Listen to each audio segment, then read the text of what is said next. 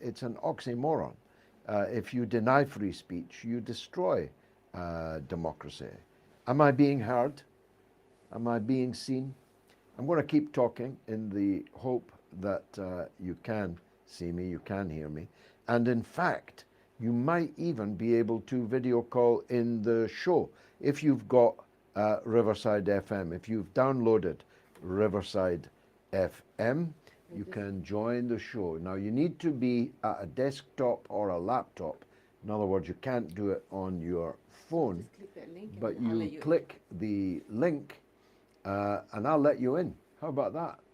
So you use Chrome on your desktop or laptop. You click this link and I'll let you in. You can be the very first to video call me on the Galloway Show. So as I was saying, you simply can't have democracy and denial of freedom of speech. These two things negate each other. They are oxymoronic. Now, speaking of morons, what do you make of the European political leaders? It just doesn't make any sense at all. Rather than pay Russia in rubles for Russian gas, they rather switch off all the gas in their countries. When in Germany, 50% of the gas comes from Russia. Across the European Union as a whole, it is 25%. Even in Britain, it's 5%. We're even still importing not just Russian oil, though we are a major oil producer ourselves, but we are actually still importing Russian coal, even though we are built of coal and we closed down our own coal, 1,000 years of it underneath our feet. We're importing Russian coal until this day, because all these faddist ideas that wind will do it, wave will do it, sun will do it. I've got solar panels. They don't produce much electricity. I've got to tell you, I'm here to tell you that in person because I know it. So, of course, in a mixed energy economy, which is what we should have, there's a role, maybe even an increasing one, for these renewables. But by golly, we're going to discover how much we still need fossil fuels, how much we still need oil and gas. I've just passed the petrol station, as we call them in Britain, gas station in the United States. The price per litre is well over £1 per a litre, which means getting on for £8 per gallon, which is a price no one ever imagined that we would possibly reach, and heading towards unpayability. And this is going to be a real problem in Europe. Unpayability of bills means that people won't pay them because they can't pay them. And unemployment, underemployment, closures, 3-day weeks, power cuts, and all the rest that will all flow ineluctably from the NATO-Russia confrontation in Ukraine is going to be a serious problem. Haven't had any calls yet. Have I got any messages? Is the coup accusation and rumors true? I don't know what you mean by that. Give me further particulars, please. To get renewables, we need steel and we need coal to make it. Luckily, we have loads of coal in Britain, says Ben Kavanagh. Ben, I am an honorary member of the National Union of Mine Workers, South Wales area, Mardy Lodge. It's one of my proudest possessions, and I was awarded it in 1982, even before the miners' strike, which I fought every single day of the entire year of the miners' strike. I believe in coal. I believe that coal had a future. Clean coal technology was on its way, and with a bit of investment could have dealt with substantial parts of the argument against coal on environmental grounds. The carbon capture technology, even then in the 1980s, was there. Imagine 40 years on what it could have developed into. Nye Bevan, the great Labour minister, parliamentarian, socialist leader, once said that Britain is an island made of coal surrounded by fish. It takes a particular organising genius to leave us with a shortage of both, and that's actually what we have got. Thanks for that, man. Now, Simon Nyman says, great coverage of the Nazi horrors. God bless you for making these points. Yeah, thanks for that. I can't stress to you enough the importance of the Netflix documentary, Einsatzgruppen, the Nazi death squads, or Hitler's death squads. It truly is mind-altering, and not just in the obvious way. Later, when this is all over, I'll go into the other things that it undoubtedly brings up or makes you think of. Partly the depths of depravity that humanity is capable of, not in the Middle Ages, not in the Dark Ages, but in the lifetime of some people who are still alive today. Imagine that. There's people still alive when these pits were being filled with naked women, children, men, Jews, and murdered up close and personal, the blood spattering on the executioners in the lifetime of some people still alive. Jay says everything he's said is factual. Ukraine was set up by Nazi Germany during the reign prior to World War II in order to attack Russia as a proxy. When World War II came and went and was won by the huge sacrifice of the Russians, who lost over 23 million people, Germany was split up and colonized between the US, British, French, and the USSR, and the US continued to use Ukraine to attack Russia. This is a very important point. Some published CIA documents this very week have shown for the first time, certainly the first time I have seen it, that the CIA was pumping in money and was training assassins and terrorists and saboteurs in Ukraine right up until the 1960s. That is to say, long after the war. We know the role of these people in the period of the Holocaust.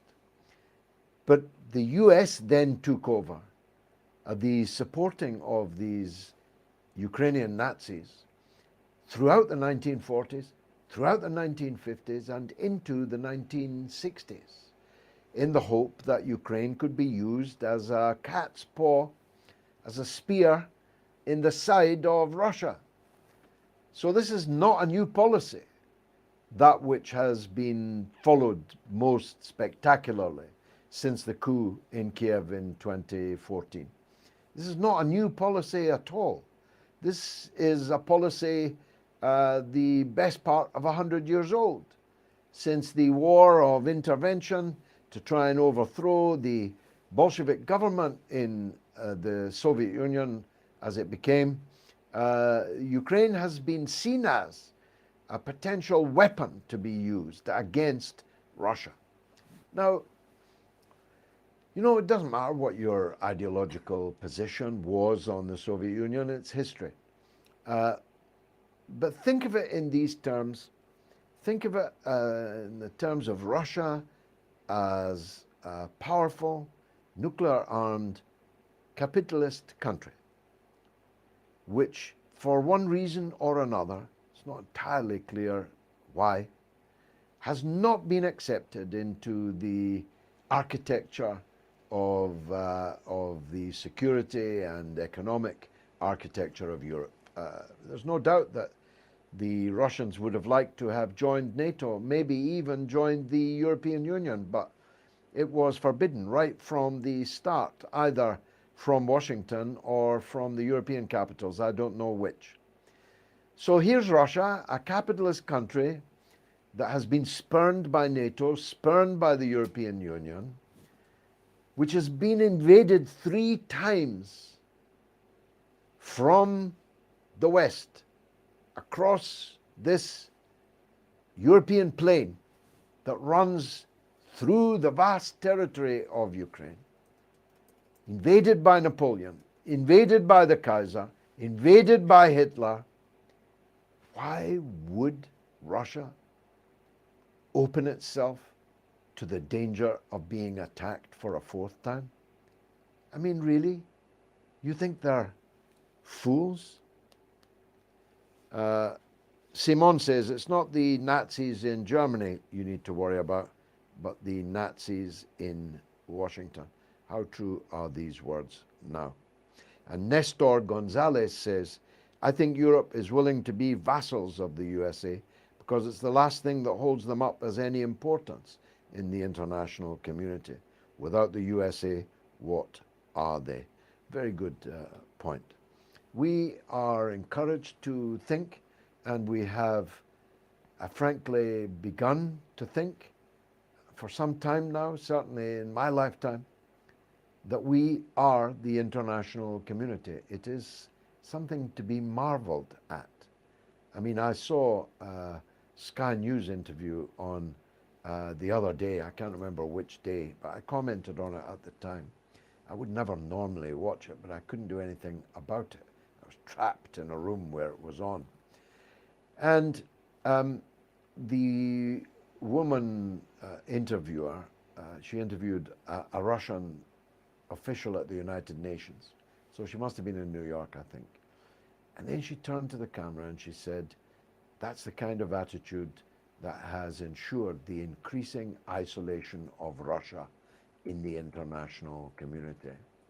And I recalled the late and great Tony Benn's words when, forgive me if I mimic him, he said, I've just realized that I know half of the international community. The international community is Tony Blair and George Bush, and I know Tony Blair. Thus I know half of the international community. And this mentality is really prevalent in the West. Really seriously, they think themselves to be not just much bigger and wealthier and more powerful than they are. They're actually only 10% of the world's population, the countries of NATO, 10%. And their children are 3% of the world's children. They're way less than half of the world's GDP.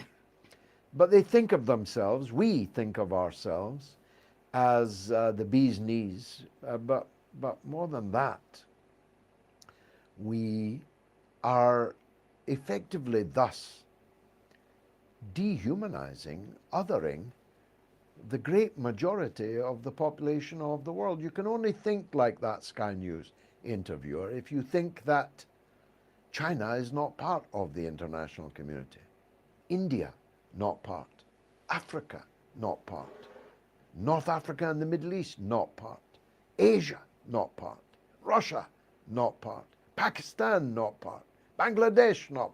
You can only think that way if subconsciously, if not consciously, you think these other people either don't exist or exist as lesser mortals to you. So I really do think that there's something in what Simon, or was it Gonzalez, said, that it's partly about clinging on to the coattails of an empire, albeit an empire in decline. As I always put it, Chairman Mao was distinctly premature in the 1960s when he described American imperialism as a paper tiger. It's not even a paper tiger now, 50 years later. It's still a real tiger, but it's an old tiger, and its teeth are falling out. And there are newer, bigger, fiercer tigers out there in the jungle. Freedom says, the Americans and British have referred to a potential coup within the Kremlin, and plus keep saying that the military are not telling the leader the truth. It seems odd. Well, I have seen no reference to it. As far as I'm aware, Vladimir Putin is still the president of Russia, and I'll be very surprised indeed if he isn't tomorrow, next week, next year, and for some considerable time. Still no callers. Maybe people are finding it difficult to get through. They click the link, enter their name, and say start video. Macdonna 80 says, George, have you seen the work of Patrick Lancaster in Donbass? He filmed several gory scenes of the carnage left behind by the Azov people. I have, and I take my hat off to him, and I encourage people to follow him. Ben Kavanagh again says, Europe policy is decided by the EU oligarchs. Their money is in global corporations. US taxpayer defends these corporations. It's actually US taxpayers that are the vassals. It's a good point, a very good point. The US taxpayer that lives in a country that cannot ensure clean water for the people in some of its most important states, like Michigan, for example. A US taxpayer who lives in a country that cannot provide universal health care free to all of its people. US taxpayers that live in a country that now have a mountain of student debt that threatens to collapse with cataclysmic consequences because the debt is simply unpayable, and the political class, many of whom would like to, are incapable of passing legislation to cancel the student debt because the opposition to it is such. US taxpayers in a country that is printing money, fiat currency, like a drunken sailor, money that has no reference to anything that could be called real wealth, and therefore runs the risk of its currency collapsing. A country that has maintained its hegemony, not just by a defense budget exponentially bigger than the next 7 defense budgets in the world put together, but by its stranglehold on the world's currency market. I refer you to Mr. Mock, the academic from China that I interviewed on the Mother of All Talk shows last week. Brilliantly described, not so much a paper tiger, but a tiger based on paper, the dollar. But a dollar that is inherently worthless in the sense that they have printed them willy-nilly and abandoned any kind of gold standard or tying the currency to anything at all, but which is maintained by a stranglehold on the SWIFT system, which is the monopoly that they have, or had, I should say, on international transfers, and their stranglehold over the Saudi oligarchy, forcing them to price their oil in dollars, which may very well be now abandoned. Conrad Jones says, great program, George and Gayatri. Thank you for making these broadcasts very much needed amongst the one-line scripted BBC, Sky, GB News, etc. I've joined Patreon this evening and have been watching Moats now regularly. Thanks, Conrad, for that. Do spread the word. And Dr. Ahmed said, sir, the anti-Russian ideology is a Nazi ideology. And Paul Vinogradov says, keeping Russia out maintains NATO's raison d'etre, a vast market for US arms manufacturers. I'm sure that is indeed a significant part of the explanation. And Daniel Conley says, George, what I've learned this past 2 years, we aren't the good guys. Alas, Daniel, I had to learn that much longer ago than you, but welcome to the club. Bojana B says, what a coincidence that the collective West now targets several Slavic countries that fought against the Nazis the most, adding the biolabs that worked on a Slavic genes somehow makes me feel they have something against the Slavs in particular. And Ross McGarry says, the United Kingdom of fantastic options. Info is true and presented as it should be. Where do we go from here, George? What's your honest thinking? Well, you can always count on my thinking to be honest, brother. Adish B says, I live in South Africa, We have many problems, but we're able to face these problems together as one nation. In no small part, thanks to George Galloway and his part in our struggle against apartheid. I may be someone you will never meet or know, but I say thank you. Your voice is a powerful and fearful weapon of those who seek to sow lies and propaganda. Thank you, Adish, for that. Ian Muir says, fantastic show on YouTube earlier, George and Gayatri. First time watching a live one on Patreon for me, so I won't ask anything, but I wish you well, and thank you for the mother of all talk shows and everything you do to bring the facts and the truth to the surface. Thank you, Ian. God bless you for everything. And Matt says, I wonder why only few focus on the Catholic and Orthodox border in the artificial state Ukraine, formerly Poland and Russia, which caused the separation of the Ukrainian Orthodox Church from the Russian Church. The conflict has old roots which emerge today. And Onkar says, George, I want to say I love your and your wife's hard work. Thank you very much indeed.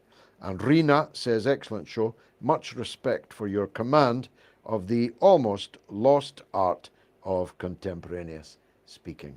Thank you for that, ma'am. And Gus says, thanks for the extra tonight. I listened to a very good interview with Michael Hudson today, in which he detailed the reasons for the US provocation of Russia at this time. His thesis is that this action is not a war on Russia, but actually a war on Europe to crash all moves by Europe, especially Germany, towards closer economic ties with Russia and possibly China. The US needs Europe to buy its oil and gas and debt. He would be an excellent guest. Michael Hudson will make a note of that. Thanks very much indeed. Responding to that last point, there's no doubt that the material interest of the European peoples and even their governments, if their governments were free to make a rational decision, which I think they're not, lies with an accommodation with Russia. Russia sought that accommodation in membership of the European Union, membership even of NATO, entry into the security architecture of the European continent. Russia sought all of those things, and it was in the interests of the European people that that should have happened, but it will never happen now. Russia has geostrategically made a turn to the east. It has tired of wanting to be barely tolerated European power and decided to leave the periphery of Europe and become the center of Eurasia. It hopes that its natural resources, which are phenomenal. I mean, I don't have the figures on the top of my head, but right at the top of every list of the producers of oil and gas and wheat and neon and nickel and precious metals of all kinds, rare earth materials and so on, right at the top of all those charts. It hopes to use that, its strategic importance in the world, particularly in the Middle East now. You know, Russia facing down the American and British and French attempt to overthrow the government in Syria and winning, making friends now with even some of the formerly reliable satrapies in the Persian Gulf who are beginning to feel the way the wind is blowing. Russia's prestige in the Middle East and around the world has grown very considerably, and thus Russia sees itself at the center of a new Eurasian future. And China and Russia, Lavrov and the Chinese government today in China formulated what I think will become a phrase that you will become used to and should become used to. Joe Biden said that we are building a new world order. The Chinese-Russian formulation is a fair world order. That's the future, a fair world order, where the domination of a single power, of a single bloc, is over forever. And of that, I'm absolutely certain. Now, I'm thinking to knock it off now if we're not getting any more calls. We'll be doing this regularly, so spread the word. Get people, please, to subscribe to this Patreon page. And the more subscribers we have, the more product we'll be able to put on. There's already a tremendous amount of new material on this channel and much more coming up. There's my audio book on the 1970s, street fighting, which I think you'll like. There's my films, The Killings of Tony Blair and Killing Kelly, are very shortly to be screened on Patreon, with me doing a Q&A after the screenings. And then there's George's best political, George's best football podcast, I'm getting tired, is coming up shortly also. This will be a must-watch for everyone that loves the game of football. So with that, I'll bid you good night. It's getting on for midnight here in the United Kingdom. Whatever time it is, wherever you are, I hope you all have a good night and that you found it useful to join me after hours, after the Galloway Show on Wednesday nights. If you can, please join me on the mother of all talk shows, free to air on Sunday at 7 p.m. London time. Good night and God bless.